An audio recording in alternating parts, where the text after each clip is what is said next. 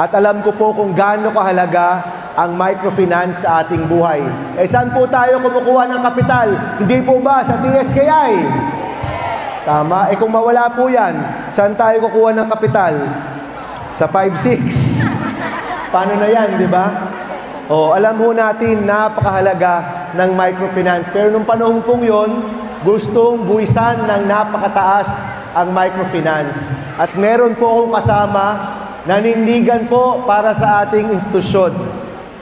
Naging matigas po at nagsabi na wag buwisan ang microfinance ng ganung kataas, dapat po isa tayong NGO, hindi po tayo isang bangko. Kaya nung panahon pong yon, kami po ni Congressman Nava, pinaglaban po namin kayong lahat, pinaglaban po namin ang kakayanan nyo magkaroon ng kapital at sinigurado po natin buhay at tuloy-tuloy ang microfinance sa ating bansa. Yung microfinance po sa Pilipinas, isa po yan sa pinakamagaling sa buong mundo. Ang TSKI, ang CARD, ASA, NWTF, napakarami na pong institusyon na gumagawa po ng microfinance.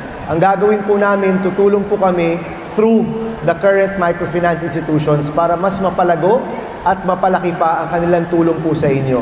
Kasi ang nakita po namin, hindi po sapat yung kapital lang eh. Kailangan po ng training, kailangan ng business development, kailangan po ng support para sa pag-e-empleyo ng mga anak natin, support ng scholarship para po sa mga anak natin. Yun po yung kailangan para yung buong pamilya kaya pong umangat. Kaya ang gagawin po namin, we will work through our microfinance partners, through government agencies, and through the LGU para masigurado po na yung serbisyo umaabot po sa inyo.